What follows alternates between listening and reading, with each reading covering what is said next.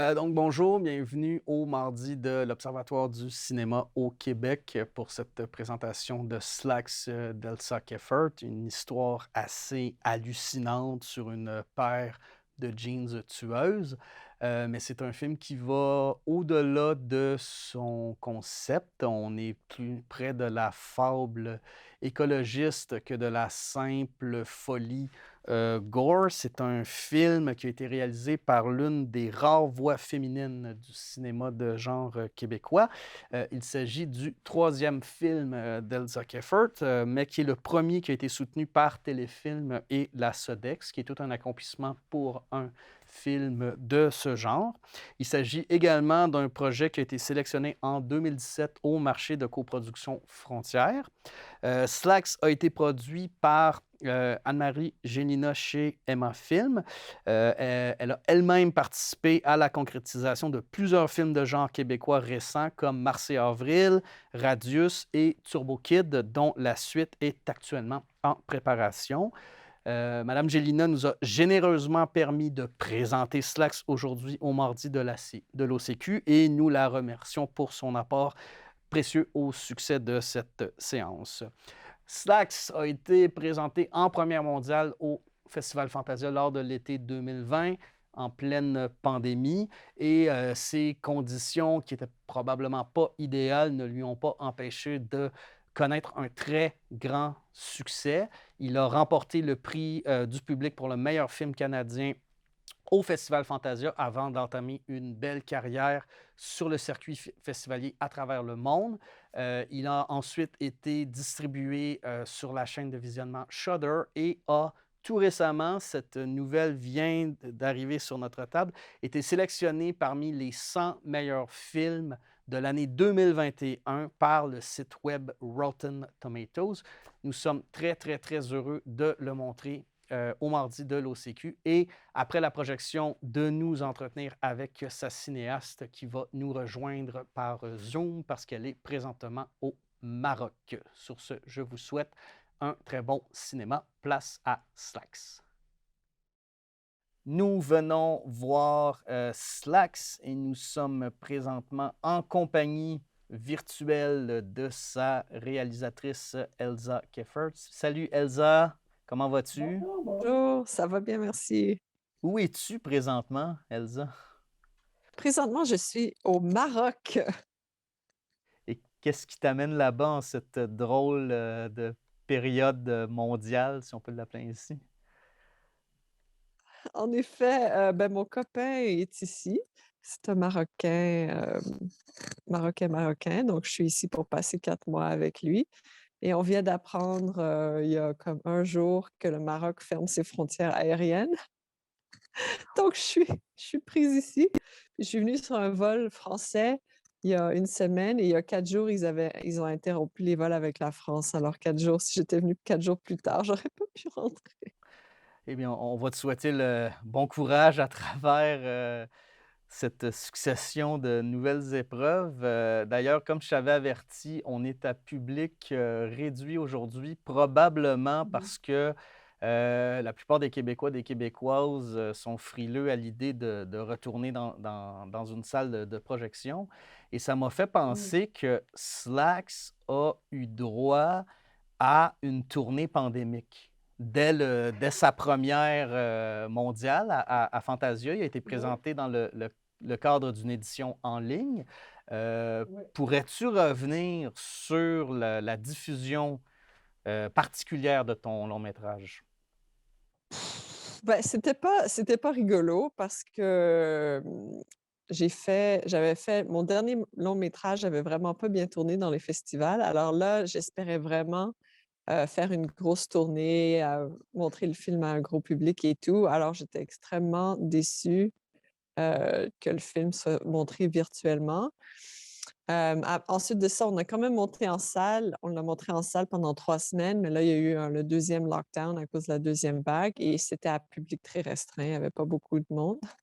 Mais ce qui était bien, c'est que c'est sorti en ligne sur Shudder, en mars passé. Alors ça a très bien marché. Je veux dire, je sais pas les chiffres là, mais je sais que la publicité était vraiment bonne, le retour que j'ai eu des fans était bon. Alors faut croire que si ça n'a pas marché en live, ça a marché en virtuel, donc j'essaye de voir le beau côté des choses. Slack, c'est ton troisième long métrage, mais le premier à bénéficier du soutien de Téléfilm et de la SODEC. Oui, oui, Slack, c'est le premier qui a reçu du soutien et en effet, fait que c'est le premier dans le système, si on peut dire. Quels ont été les défis pour obtenir le financement pour un film sur une paire de jeans tueuses? Je pense que le défi, c'était juste d'attendre le bon moment. Parce qu'honnêtement, une fois que Anne-Marie Gélina est venue à bord du projet, puis qu'on a comme foncé vers la date de dépôt de la SODEC, seulement 1 mois après qu'elle soit attachée au projet, les portes se sont vraiment ouvertes comme par magie, mais parce que c'était le bon moment, ça faisait comme à ce moment-là, c'était en 2017 et ça faisait comme 16 ans qu'on avait conçu de l'idée de Slacks, donc je pense que c'était ça le défi, c'était de d'attendre pas d'attendre parce que on avait écrit 2 versions antérieures, mais l'année d'avant, j'avais vraiment senti: «OK, c'est le bon moment, il faudrait que je me retourne vers Slacks». Alors je pense que c'était de savoir quand était le bon moment et de vraiment foncer. Puis j'ai été vraiment surprise que les institutions nous ont financé sans même demander comme un proof of concept. Moi, j'étais sûre qu'ils allaient nous demander de faire un démo, de montrer comment les pantalons allaient marcher. Pas du tout! C'est comme ils nous ont cru. Puis on était comme: «OK, il faut le faire, ouh!» Est-ce que tu crois qu'il y a plus d'ouverture aujourd'hui de la part de Téléfilm et de la SODEC pour des films de genre? Ah oui, c'est sûr à 100. Quand j'ai commencé, là, il y avait aucun film de genre financé au Québec. Graveyard Alive, mon premier long métrage, j'ai fait application pour recevoir du financement. Post-production, j'en ai pas eu. Hem Slack, on avait fait application pour obtenir du financement. En scénarisation, on n'en a pas eu.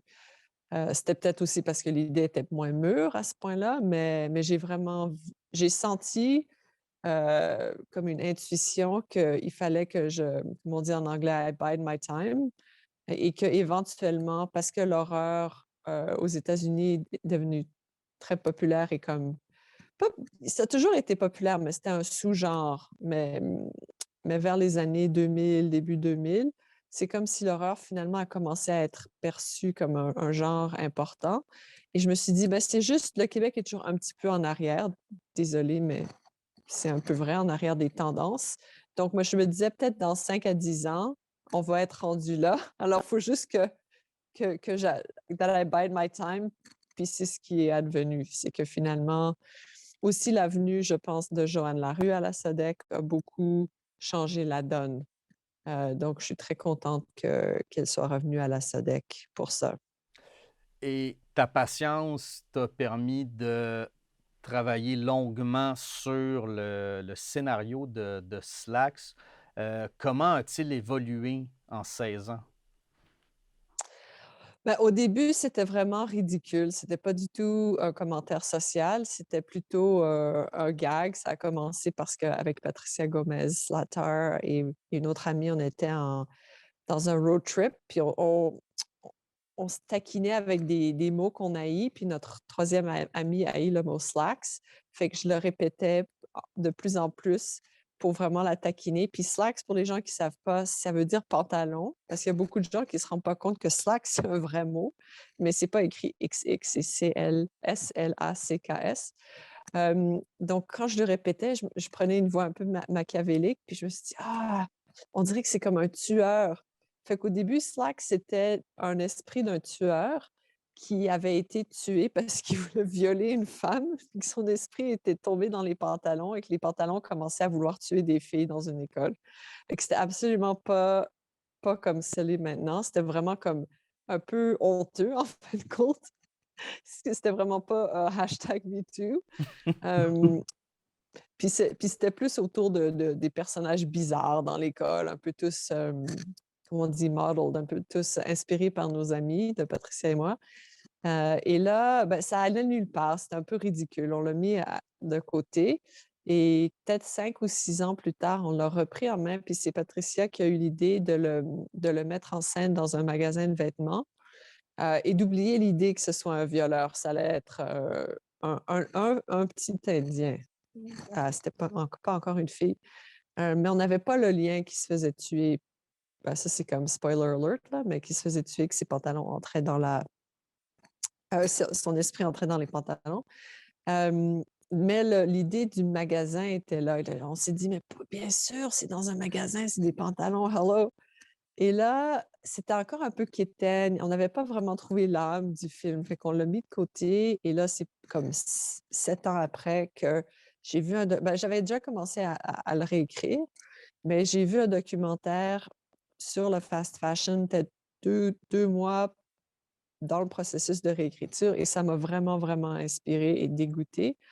Alors, mais chaque étape a pris très peu de temps pour écrire parce que ça a pris peut-être 2 mois, 2 ou 3 mois chaque, mais en 16 ans.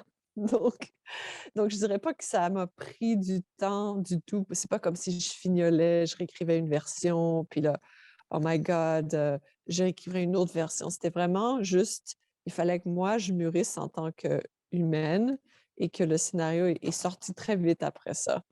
Je pense que c'est toute ma hantise pour tout ce qui est corporatif qui comme c'est comme j'ai vomi ça sur la page, genre en 2 ou 3 mois, même pas.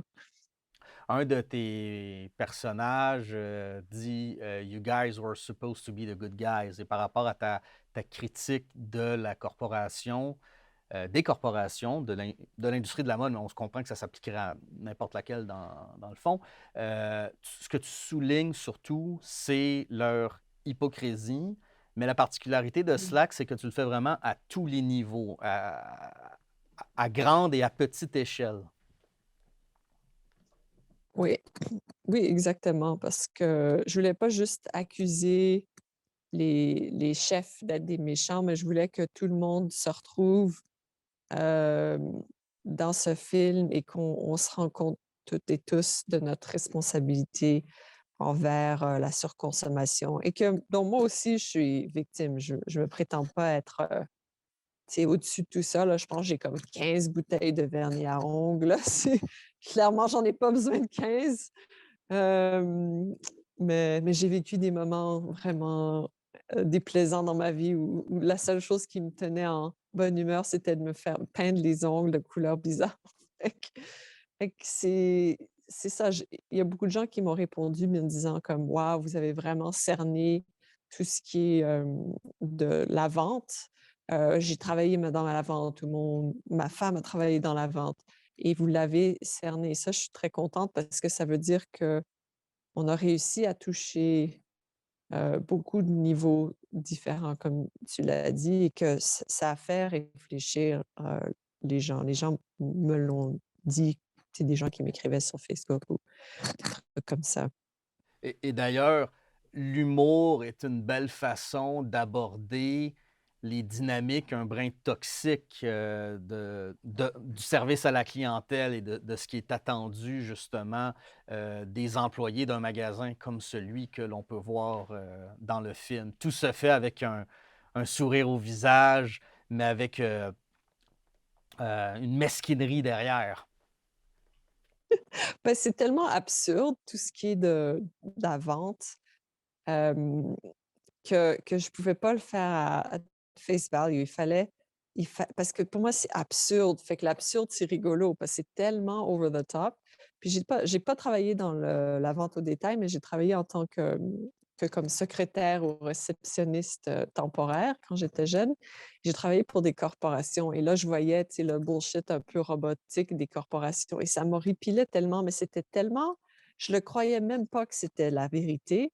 J'ai tout mis ça dans Slacks, puis c'était tellement too much que j'ai dû aller en écrivant les dialogues, parce que c'est Patricia et moi, on a travaillé sur cette version du scénario ensemble, mais j'ai écrit les dialogues, puis j'ai comme tout dégoupillé cette espèce d'absurdité corporative. C'est comme si quand on dit l'empereur nu, tu sais, les gens le croient, ils répètent les mantras et tout ça. Patricia devait répéter les mantras, elle travaillait chez dans une branche d'un magasin de vêtements on s'est fait dire qu'on ne devrait plus nommer. Et elle me racontait ça et je ne le croyais pas. Je dis: «Mais non, mais c'est un monde alternatif».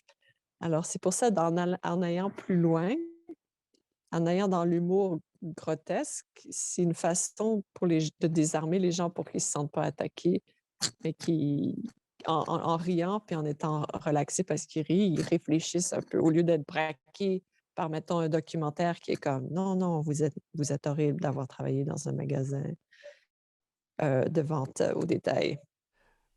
Oui, parce que tu as un peu répondu à la question en parlant de l'évolution du scénario, mais c'est quand même un choix audacieux d'utiliser le sous-genre de la comédie d'horreur pour dénoncer une industrie que de le faire par le biais, disons, plus commode du documentaire.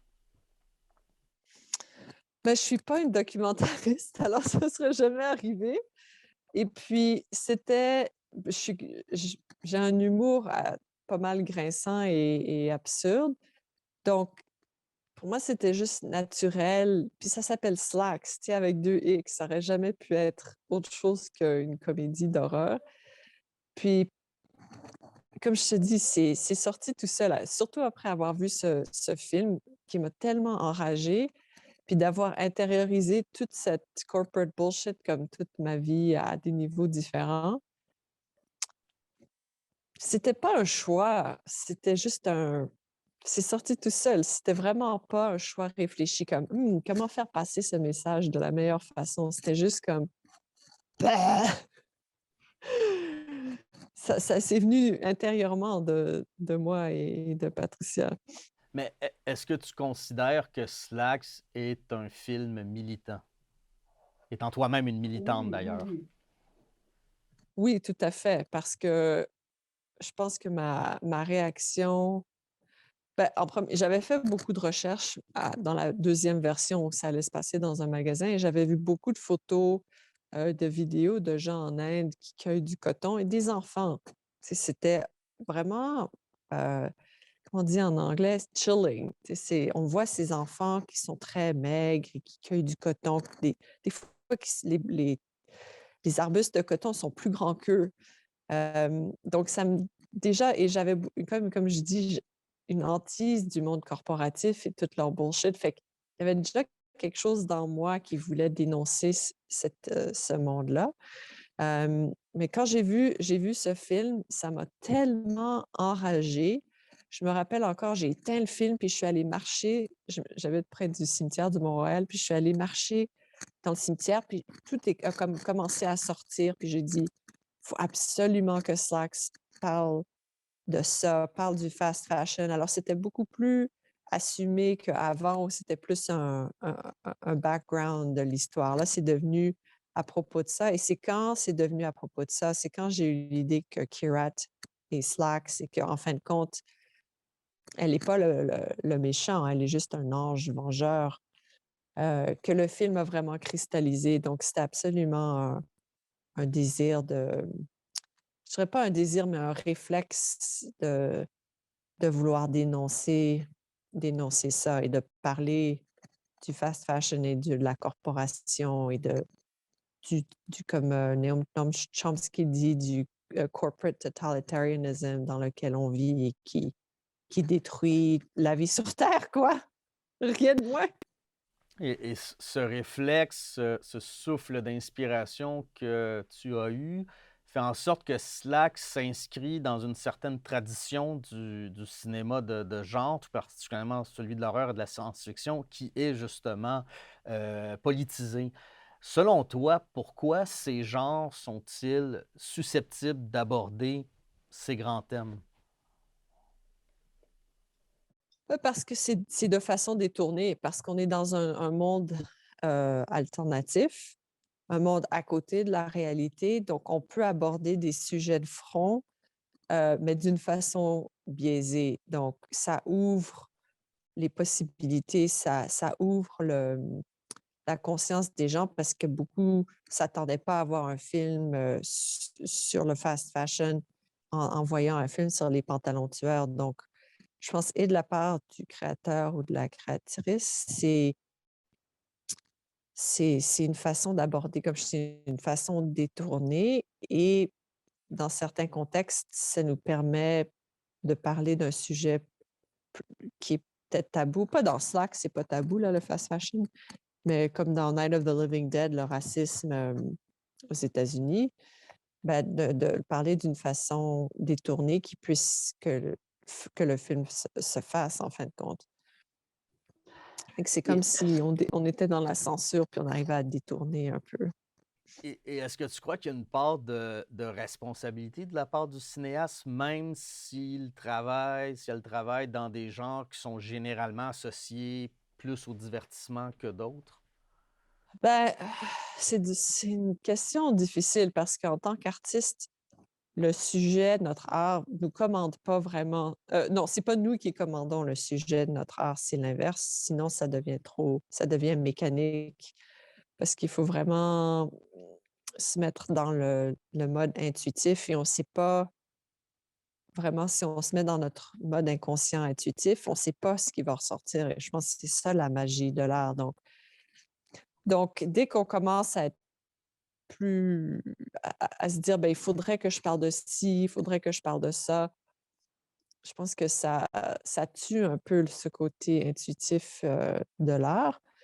Mais moi, ce que je dis, c'est plus dans les temps où on vit, surtout à propos des changements climatiques et du breakdown, de la biodiversité on en entend parler tout le temps.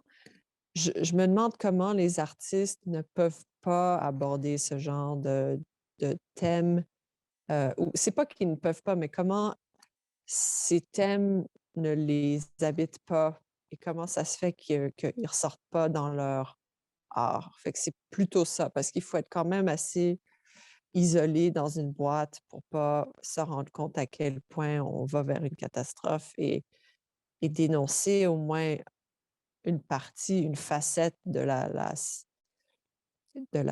société qui nous mène vers ça. Donc, c'est ça un peu comment je vois les choses. Mais je dirais jamais à un artiste comme: «Oh, il faut que tu parles de ça», parce que non, son art va mourir si il ou elle le fait d'une façon consciente.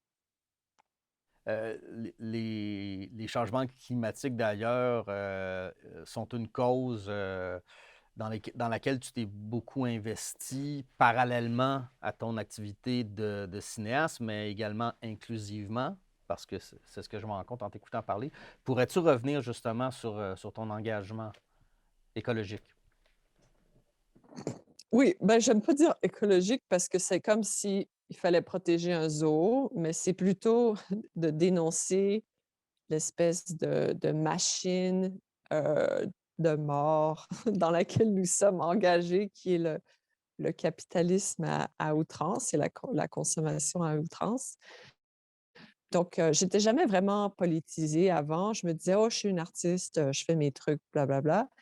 Mais c'est quand j'ai appris la gravité du rapport du GIEC en 2018, et que j'ai entendu parler de Extinction Rebellion, que je me suis vraiment engagée comme militante et j'ai créé le chapitre j'ai cofondé le chapitre, XR Québec avec 2 autres, militants et là, j'ai vraiment pris conscience de l'ampleur du problème et de la gravité.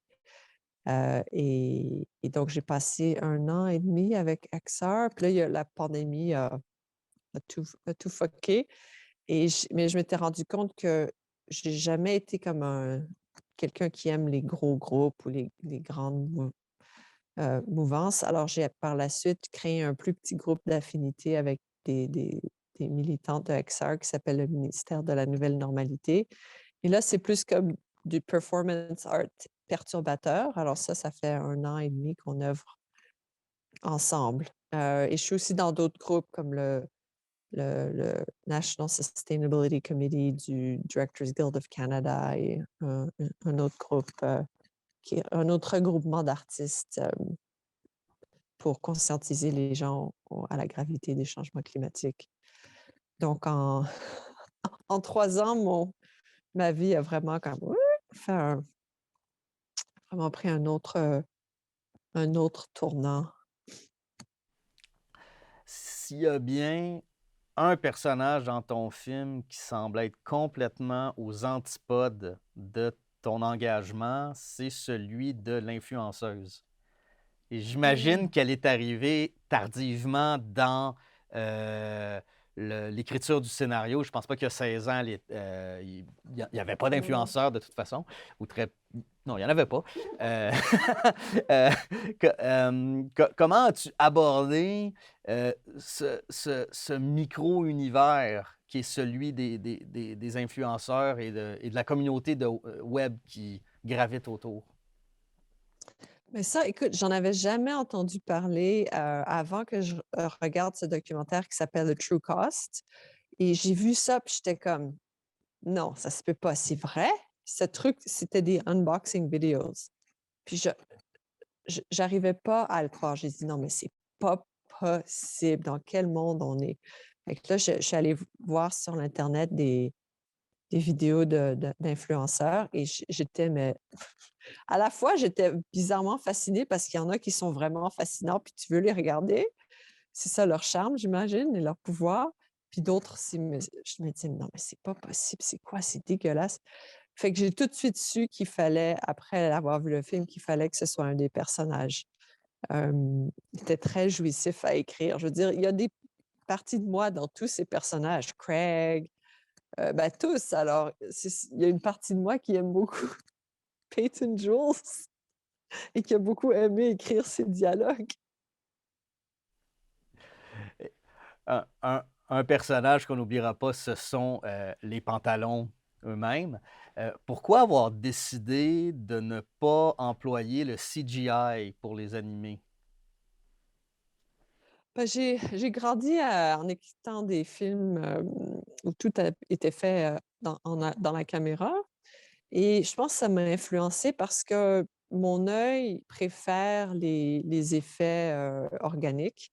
Même maintenant, je travaille sur un autre projet, d'horreur et tout est in camera. Tout est suggéré par les lentilles et tout ça parce que je sais pas si c'est comme ça pour d'autres personnes, mais en tout cas, moi, à chaque fois que je vois quelque chose qui est fait in camera, je le crois plus. Même si c'est des trucs comme j'ai vu Dune récemment, puis waouh, comme l'univers est fantastique et tout ça, je le crois, OK? Mais pour ma part, je voulais vraiment en partie, parce que c'est quelque chose dans laquelle j'ai grandi et aussi parce que je voulais que les acteurs, les actrices puissent interagir live avec les pantalons et je voulais que quand même qu'on ait une marionnettiste qui joue le rôle des pantalons et avoir une vraie relation de réalisatrice et actrice avec elle pour que les pantalons prennent vie, de façon organique et pas juste comme: «Ah ben là, il faut» tu sais, ils tournent juste parfaitement comme ça. Tu sais, je voulais quand même avoir une part de l'imprévu qui est ce qui fait l'art de vraiment fantastique. C'est que des fois, on essaye de faire quelque chose, ça marche pas, on essaie une autre façon, puis ça marche mieux. Fait que c'est pour ces raisons-là que je voulais que ce soit joué, sur le plateau.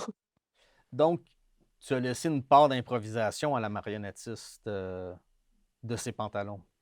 Ben, improvisation, juste le fait on n'a pas beaucoup répété, on n'avait pas tant de temps que ça, mais on a quand même répété.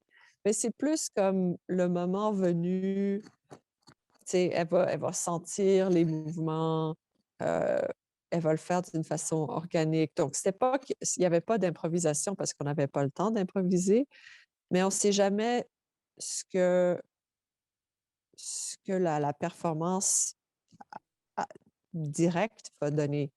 Fait que je voulais en partie que ce soit qu'on ressente une vraie personne derrière ces pantalons et qu'ils aient pas l'air d'un monstre CGI sans âme. Et d'ailleurs, tu rends hommage à la marionnettiste dans le générique de clôture en nous la montrant, ce qui est quand même j'imagine, oui, un peu, ça brise la magie du cinéma, mais c'est aussi une façon de montrer l'aspect très euh, concret de la production de ton film. Ben oui, ça honnêtement, au début, moi, je voulais pas la montrer du tout, parce que je voulais pas que justement ça brise le comment on dit? le, ah, l'effet, mais la monteure avait mis des petits bloopers comme ça et à chaque fois que quelqu'un regardait le film avant, bien sûr, qu'il soit terminé, ils adoraient ça. Ils disaient: «Ah oui, c'est trop bon qu'on la voit à la fin. Ah ouais, ouais». Fait que je me suis dit: «Non, la réaction des gens est vraiment fantastique, donc je vais arrêter d'être comme la cinéaste précieuse qui veut pas montrer, comment ça se passe derrière la caméra». Je veux dire, je vais me fier à la réaction des gens qui était vraiment, vraiment extraordinaire. Fait que c'est pour ça que je l'ai laissé. C'était pas mon 1er choix au début. Et d'ailleurs, à voir les bloopers, ce qu'on remarque, c'est que ça on dirait que ça riait beaucoup sur ce plateau de tournage. Oui, oui, oui, surtout avec les acteurs. Ils étaient fantastiques. On s'est vraiment, vraiment bien amusés. Ils avaient tous un sens de l'humour, s extrêmement rigolo. Surtout, Sahar Bodjani qui jouait Shruti, elle était tellement drôle. Fait qu'on était toujours pas mal crampés, surtout avec elle. Hem Donc oui, on s'est bien amusé. C'est sûr qu'il y avait des journées difficiles, ben, presque chaque jour était difficile dans Slack, ça je me rappelle avec Patricia et le premier assistant, on regardait à travers le calendrier, puis c'est comme: «Ah oui, OK, cette journée-là, non, elle est difficile. Cette journée-là, non, elle est difficile». C'était peut-être parce que c'était tellement difficile qu'on a tellement ri, mais chaque jour, il y avait un challenge pas possible. Et que je pense à la fin, c'était juste le rire du désespoir. Un élément qui marque l'œil quand on regarde le film, ce sont les décors qui sont absolument magnifiques, qui semblent être à la fois, heu, un une version cauchemardesque d'une boutique de magasin, mais on s'y reconnaît tout autant. Pourrais-tu revenir sur le travail de la direction artistique qui est absolument, époustouflant? Merci. Ben, à chaque fois que je commence à écrire un scénario, je fais beaucoup de recherches visuelles, parce que quand j'écris, pour moi, c'est important d'avoir le film en tête. Et si je ne sais pas à quoi ça va ressembler, le film prend pas vraiment vie en tant que scénario. Donc j'avais fait beaucoup de recherches en amont d'écrire cette dernière version, justement. Pour vraiment me représenter le monde de Slacks et je voulais justement une espèce de décor, ben, tu l'as bien dit, là, cauchemardesque, mais trop coloré, un peu comme on va à Las Vegas, où c'est comme un simulacre de la vraie vie. Hem, donc c'était ça dans l'optique du film, que tout soit en couleur vraiment criarde, un peu mon inspiration, c'était Uniqlo, heu, American Apparel et The Apple Store. C'est Mmh. vraiment des trucs un peu cauchemardesques. Fait que c'était ça la direction que j'ai donnée à la directrice artistique et en avant-plan dans le magasin, tout était comme too much, trop éclairé, trop de couleurs, tout ça, trop léché et après en arrière-plan, ça allait comme en se dégradant donc tout ce qui était ça s'appelle the back store. C'était plus gris, beige, un peu comme corporatif, sans âme et quand on allait au sous-sol, the warehouse, là, c'était vraiment délabré, comme, comme si on enlevait des couches de la personnalité du magasin où ce qu'il y avait en surface était tout beau. Puis quand tu enlevais de plus en plus de couches, ça devenait de plus en plus laid, un peu comme, The Picture of Dorian Gray. Donc c'était ça mon approche visuelle et aussi pour l'éclairage. Tout était dans le front ça s'appelle the floor, le magasin était très éclairé et après ça allait de un peu terne et après comme cauchemardesque avec des ombres, des jeux d'ombre et de lumière, comme chiaroscuro un peu. Un peu comme une plongée aux enfers avec différents niveaux. Exactement, ouais, ouais. Avant de passer aux questions, du petit public présent dans la salle, j'aimerais savoir ton opinion sur les nombreuses comparaisons que Slacks a eues avec Rubber de Quentin Dupieux. On dirait que dès le moment où le film a été annoncé au marché de production Frontières, déjà, on tissait des liens entre les deux films. Ben, c'est pas du tout pareil. Ça n'a rien à voir avec Rubber. L'idée, c'est pour moi, Slack, c'est un slasher vraiment clair. Il obéit au code du slasher comme presque exactement au timing près. Et Rubber, je sais même pas quel genre. Non, c'est pas pour dénigrer ou c'est dans c'est un univers qui est propre à lui. Euh, c'est pas un revenge, c'est un slasher revenge. C'est un film presque absurde qui se commente soi-même. Il y a beaucoup plus de films sur des objets tueurs qui ressemblent à Sax que Rubber. Mais je me rappelle quand In Fabric est sorti, Hmm. j'étais comme oh non, ça va être comme Sax. Rien à voir. Je l'ai regardé, puis j'étais comme non, c'est bon, we're safe. Mais qu'est-ce qu'il y a comme Christine? C'est un film qui est plus apparenté. Je sais pas, j'ai essayé de voir autant de films sur des objets qui tuent. Je les ai pas tous vus, là, mais je m'en rappelle plus. Mais j'ai vu le truc de Sion Sono sur les extensions Oui, qui oui, oui, tuent. Exterior Extension, oui. Puis, donc, c'est bizarre que ce soit vraiment Rubber avec lequel les gens comparent Slacks parce que c'est pas, pas du tout pas du tout ça. Je dirais qu'il y en a beaucoup d'autres qui sont plus similaires, mais pas Attack of the Killer Tomatoes, que j'adore. Effectivement. Il n'y a pas George. Il y a pas George Clooney dans Slacks, malheureusement. Peut-être le futur George Clooney, comme c'était le cas dans la suite de Killer Tomatoes. On va le souhaiter aux acteurs, en tout cas. J'aimerais souhaiter la parole à ceux et celles qui ont des questions pour toi. Oui. J'ai pas une voix qui porte beaucoup, donc. Est-ce que tu entends? Pas de quoi. Ah, Oui. oui. Oui. En fait, j'étais venue ici parce que je t'avais interrogé dans le cadre d'un cours, je pense en 2019. C'était en critique cinématographique, je crois.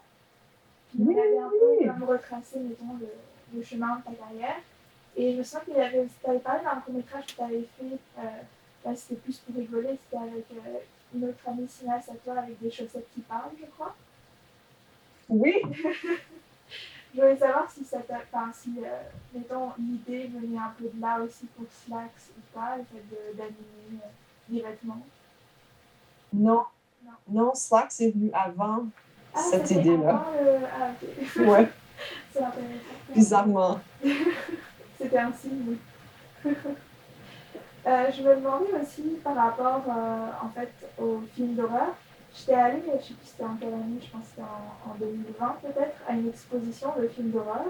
Et dedans, sans mentir, 9 des affiches sur 10, c'était une femme blonde avec un monstre comme, je sais pas, un Nosferatu, King Kong ou autre qui tenait, puis un autre homme en dessous, un peu super-héros qui essayait du coup de la sauver.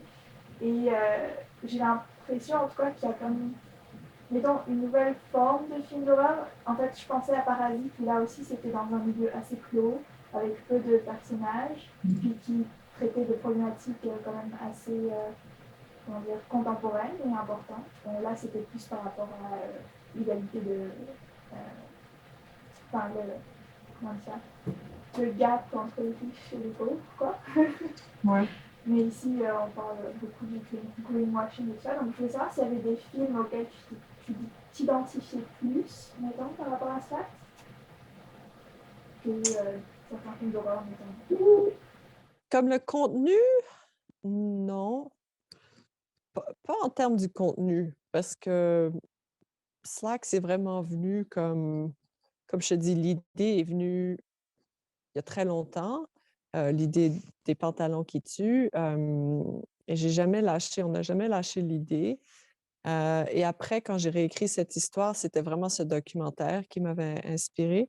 Je veux dire, je suis sûre qu'il y a plein, tu sais, qu'il y a plein de trucs comme l'héroïne naïve qui veut faire du bien et tout ça.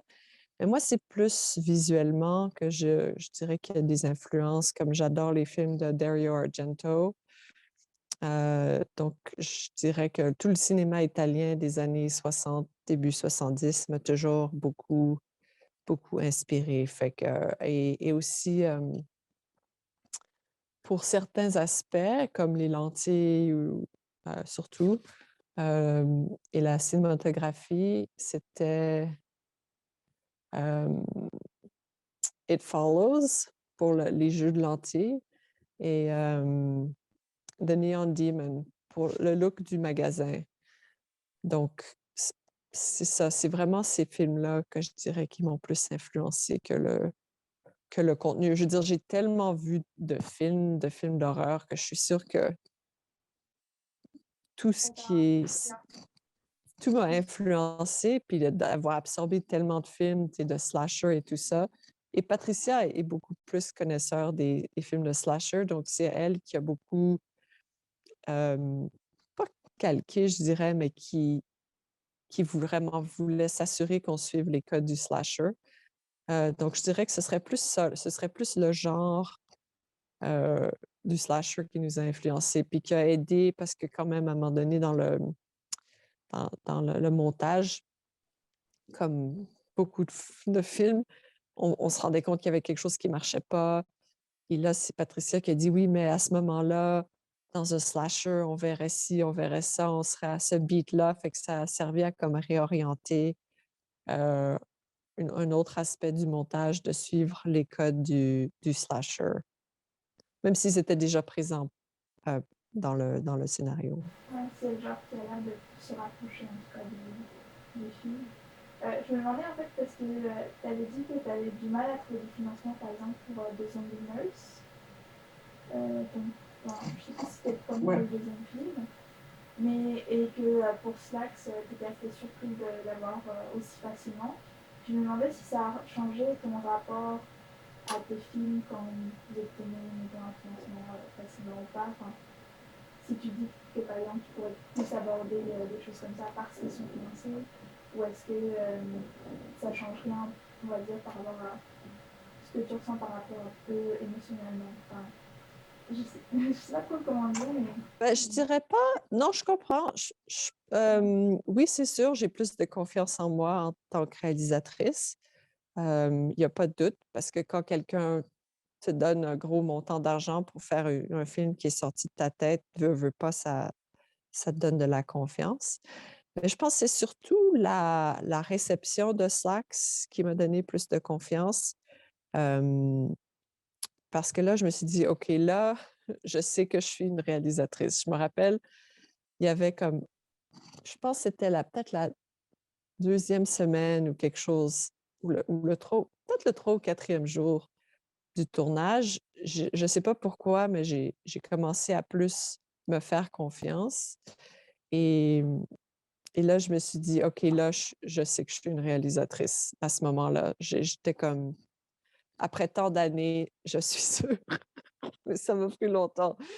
Mais c'est surtout, je te dirais, la réception de Slax à l'international et qui me donne plus de confiance que mon prochain film pourra être fait, même s'il est aussi étrange, que là, il y aura Slacks derrière moi et les gens qui vont lire le scénario et lire mes intentions vont dire: «Ah OK, c'est peut-être bizarre, mais on sait qu'elle a pu faire Slacks, ça a bien marché, donc on va lui faire confiance avec celui-là». bah, je voulais juste te féliciter pour être une réalisatrice femme, parce que je sais qu'il n'y en a pas beaucoup. Puis pour ton succès aussi. Peut-être comme dernière question, Elsa, peux-tu nous en dire un peu plus sur ce prochain film sur lequel tu travailles actuellement? Oui, Simon, quelle question, comme tu as lu le scénario. Oui, ben, j'espère. Comme je dis toujours, les gens me demandent: «Quel va être ton prochain film?» et on peut jamais vraiment dire, avec assurance quel va être notre prochain film. On peut juste parler de projets sur lesquels on travaille et en espérant que ce soit un de ceux-là, nos prochains films. Donc ce projet-là, il s'appelle Chair obscur. Il est écrit en français. Il prend place, définitivement au Québec et c'est une histoire de possession. C'est un peu comme une histoire de possession de midlife crisis qui part d'une femme dans la cinquantaine qui a une maladie dégénérative et qui, en emménageant dans sa nouvelle maison, se rend compte qu'elle est hantée et que le fantôme veut se réincarner à tout prix et il se réincarne, il, s- il peut pas, il se réincarne, mais il possède quelques personnes par des moyens un peu surprenants.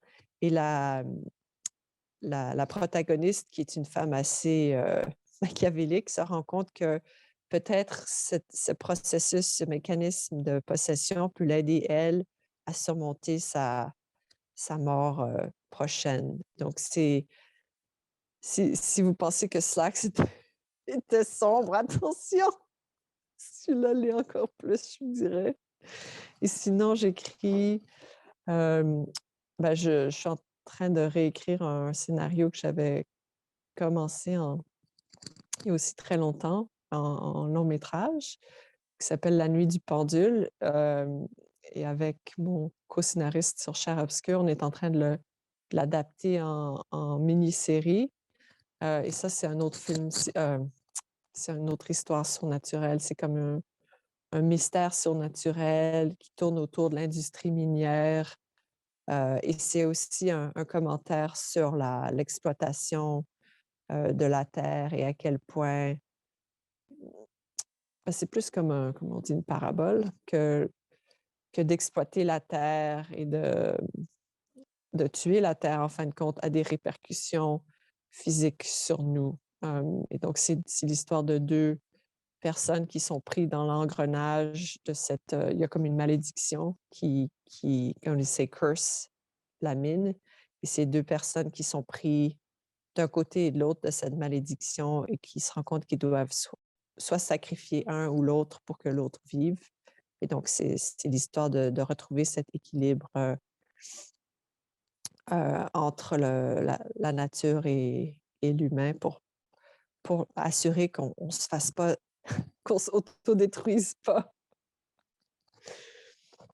Donc, c'est comme je dirais, un mythe, une allégorie plutôt, une allégorie inspirée par les mythes et les tragédies grecques, mais basées dans le nord du Québec. Eh bien, on a évidemment très envie de découvrir ces deux projets. On espère les voir très prochainement. Elsa Keffart, merci. Oui, on a une autre question. Excuse. Bon, bonsoir. Écoutez, bravo pour le film. Je voulais poser moi une question avec le petit public. Nous autres, on est restés. On va faire un effort aussi. Alors, bravo pour le film. J'ai bien aimé. Juste avoir écouté la bande-annonce l'autre jour en préparation à l'organisation de cet événement-là, j'ai été surpris pour plusieurs. Peut-être je suis peut-être naïf, mais c'est un film en anglais et ça va sonner drôle comment je vais le dire, mais j'étais impressionné de voir c'est un film anglais, c'est québécois, ça me semble vraiment bon, je trouve ça le fun. C'est pas un film de genre que moi je vais écouter du tout, c'est un genre que je n'écoute pas de manière générale, puis la bande-annonce m'a vraiment emballé, puis le film m'a surpris, puis j'ai vraiment apprécié. Voilà, un premier commentaire. Ma question était la suivante, c'est un film qui marque, donc par l'affiche en premier lieu, c'est une paire de fesses d'une femme. On voit le corps d'une femme de derrière. Tout le long du film, une bonne partie du film, c'est-à-dire au début, du moins, on met l'emphase sur justement le corps de la femme, comment ça va mouler ce corps-là de la femme. On parle que oui, c'est un pantalon qui est bon autant pour les hommes que pour les femmes, mais ça parle plus de la femme, j'ai l'impression. Et moi, je ne suis pas quelqu'un qui écoute ces genres de films-là. J'en ai écouté peut-être dans les années 90. Beaucoup de films d'horreur, Nightmare on Elm Street, toute cette série-là. Il y avait toujours l'emphase sur le corps de la femme. On la montre aussi dans les films. Là, ici, on en parle. L'affiche parle du corps de la femme. Mais je trouvais ça intéressant que dans le film, tout le long, je m'attendais, je me dis, est-ce que ça va être comme d'habitude, on va montrer le corps de l'homme ou de la femme? Et pas une seule fois, on le montre. Puis je trouvais ça vraiment intéressant. Puis je voulais connaître votre réflexion sur le sujet. Oui, moi, je ne suis pas du tout intéressée à montrer des corps de femmes nues. Dans mes autres films, c'est plutôt des hommes qu'on voit nus. Mais pas que je veux objectifier des hommes, là, mais c'est plus mon regard de femme cis hétérosexuelle. C'est plus ça que je veux voir à l'écran. Peut-être, oh, that sounded totally terrible. Cut that out. No, I'm kidding. Ben oui, donc en premier lieu, l'affiche est vraiment, je l'ai conçue vraiment de façon éclairée parce qu'à un certain moment, on en voit moins maintenant, mais surtout peut-être jusqu'à l'an 2, je dirais peut-être mid-2010s, tu sais, peut-être 2010-2015, on voyait encore beaucoup d'annonces de jeans comme ça, avec le cul de la femme, son corps à demi nu. On en voyait énormément. Et moi, je suis horripilée par ça. Donc, je voulais justement jouer sur ces codes avec l'affiche de Slacks, parce que c'est supposé être comme une affiche de jeans. Euh, et malheureusement, au début, j'avais fait avec Patricia, on avait conçu ce poster, on avait conçu des cartes postales avec cette image. Et le titre Slacks était gravé dans le corps. On l'a fait en maquillage, bien sûr, mais le distributeur a dit non, c'est too much. Fait que c'est pour ça que le poster là, est un peu plus ambigu, mais au début, on voulait vraiment choquer les gens, comme en montrant donc ce cul de femme avec ce titre sanglant comme pour choquer, pour montrer que oui, c'est comme des annonces de jeans, mais c'est vraiment quelque chose qui va être choquant et horrible. Et non, je ne voulais pas du tout montrer le corps de la femme, je voulais plutôt en parler de comment on est encore objectifié, même en 2021, mais beaucoup moins, bien sûr. Et donc, c'est pour ça que je ne voulais pas qu'on voit de femmes nues. Et c'était, ben, je dirais, c'était vraiment un choix conscient. Et c'était un choix conscient de que la cute blonde meurt au début et que les héroïnes, donc Shruti et Luby, ne sont pas nécessairement des femmes, des final girls typiques, c'est grandes et minces et belles, mais qu'elles soient des femmes, pas qu'elles soient pas belles, là, mais que c'est des femmes qui could be you and me. Fait que ça, je voulais vraiment m'éloigner de ce code oui, il y a une femme dans le film, mais il faut qu'elle soit belle, tu sais. L'arc. Donc, c'était conscient. Puis, de, le plus que possible, je ne veux pas montrer gratuitement des corps de femmes. Mais comme dans Chair obscure, le prochain projet, il va y avoir des scènes, il y a des scènes de sexe, mais s'il faut qu'on montre une partie de l'actrice, ce sera juste parce que c'est comme ça que ça doit être tourné, mais pas pour objectifier son corps du tout, parce que si on le... Je veux pas... Mais je comprends, mais c'est pas juste le corps de la femme nécessairement. On a abordé l'histoire du corps de la femme là. Mais je vais juste dire de manière générale, on ne voit pas vraiment la chair d'homme ou de femme. C'était autant dans les deux sens. Non. Puis je trouvais que c'était un choix délibéré et qui est marquant pour un genre qui a toujours été dans ce sens-là. Puis je trouvais ça amusant, rafraîchissant. Puis voilà, c'est pour ça que je voulais savoir jusqu'à quel point c'était volontaire, c'était quoi le désir aussi. Oui, complètement volontaire.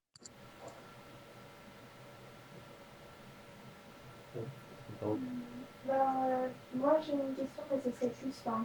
Et donc je pourrais poser un peu pas mal de réserves différentes, mais c'était, je me demandais si pour toi, est-ce que les limites, que ce soit en termes de temps ou de lieu ou d'acteurs, c'était plus, mettons, un moteur à ta créativité ou plus un frein. Enfin, parce que souvent quand on a plusieurs fois eu dans nos cours en fait, des artistes qu'on a invités, puis à qui en fait on parlait, puis ils abordaient souvent la question par exemple du financement, quelle que soit en fait leur discipline. Il y en a qui faisaient de la littérature, il y en a qui faisaient aussi des vêtements, enfin. Et ils avaient souvent un rapport assez différent par rapport à ça, de dire non, moi j'aime pas le fait que je sois limitée en termes d'argent, j'aime pas le fait que je sois limitée en termes d'équipement. Ou il y en a d'autres qui disaient au contraire, moi j'aime bien parce que ça me défie, ça me challenge. Donc je voulais savoir toi comment est-ce que tu le ressentais. Ben, pour ça que c'était plus une question d'adhérer au code du slasher. Ce qu'on appelle aussi le monstre dans la maison, the monster in the house. Et pour vraiment créer un slasher authentique, je dirais, peut-être pas authentique, mais qui suit les codes, et nous, on voulait vraiment consciemment suivre les codes du slasher, il faut un environnement clos.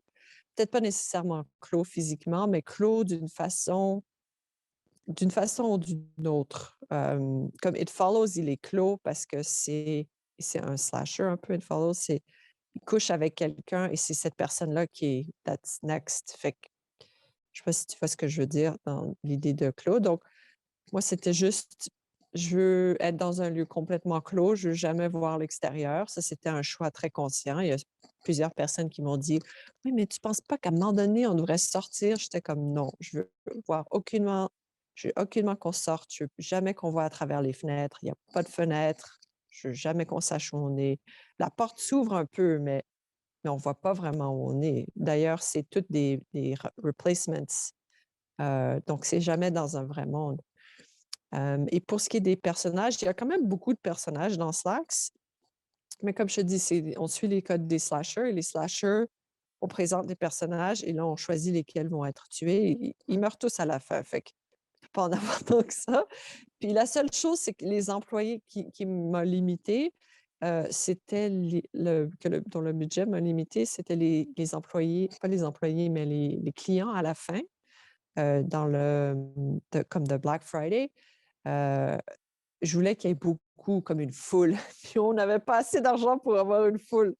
Donc, on a dû un peu jouer avec ce qu'on avait, mais c'est pour ça que c'est quasiment impressionniste. Et aussi la partie où Slacks attaque les employés à la moitié du film, là, qu'on ne voit pas le massacre, parce qu'on n'avait pas l'argent pour voir le massacre, mais ce n'était pas l'objet non plus de Slacks. C'était pas, comme on ne voit pas de corps, je ne voulais pas non plus qu'on voit, ben, il y a quand même de la violence là, et du gruesomeness, mais c'était vraiment choisi. Je ne voulais pas en avoir tellement qu'à un moment donné, tu es desensitized, puis tu es comme, ah, un autre truc comme ça, ou des trucs comme du torture porn, où à la fin, c'est comme, ah, juste une autre personne qui se fait décapiter. Je voulais qu'il y ait de la violence, mais dans des moments clés pour que ça choque.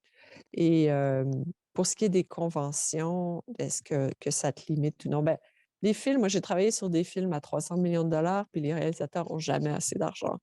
Fait que soit tu as 50 dollars ou tu as 50 millions, tu vas toujours te plaindre. Fait qu'il faut juste faire avec. Puis je pense que oui, si tu es limité, même si tu as beaucoup d'argent puis tu te plains, ça va te forcer à voir vraiment l'essentiel de ton matériel. Et je pense que ça peut aider à être plus créatif, à faire des choix vraiment, comme je dis, vraiment essentiels qui vont aller plus à la base de ce qui est ton film et qui vont le rendre plus juteux parce qu'il y aura moins de trucs superflus. Donc, et pour ce qui est de la longueur, ben, je me suis pas dit: «Ah, je vais écrire un film de 75 minutes». Je me suis juste dit: «Ben, je vais écrire un slasher», puis les slashers sont très courts d'habitude parce there's no fat. C'est juste comme kill, kill, kill, kill, kill. Fait que c'était aussi en suivant les conventions. Mais d'habitude, j'écris des films assez courts, ben, sauf Cher Obscur, mais je l'ai écrit avec quelqu'un d'autre. Là, il fait plus comme la durée d'un vrai film.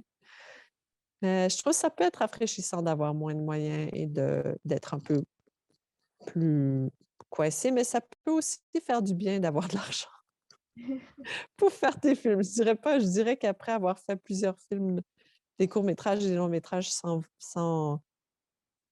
financement, ça faisait du bien d'en avoir. Ben, Elsa, merci énormément d'avoir accepté l'invitation des mardis de l'OCQ. Ça a été vraiment un plaisir d'en entendre un peu plus sur la création de Slacks ainsi que tes projets à venir. On te souhaite la meilleure des chances actuellement avec tout ce qui se passe au Maroc. Mais gardons espoir, gardons espoir. Oui, oui, oui. Ah, moi, je suis sûre que dans 4 mois, je pourrais rentrer au Canada. C'est plutôt qu'ils veulent protéger le Maroc des influences externes que d'autres choses. Alors ici, Je me sens pas, je me sens assez en sécurité. Tant Sinon, je vais mieux. devenir peut-être une cinéaste marocaine, who knows? Pourquoi pas? Pourquoi pas? Il y aurait peut-être un remake marocain de Slacks à faire. On sait jamais, ça. Oh, j'ai déjà une idée de court-métrage de vampire. T'en fais pas. Qui se passe ici? Bon, tant mieux, c'est bien de te savoir inspiré malgré ou à cause des circonstances en lien avec la pandémie de la COVID. Elsa Keffant, merci énormément, Merci énormément beaucoup. d'avoir accepté de nous rencontrer et on se revoit très bientôt.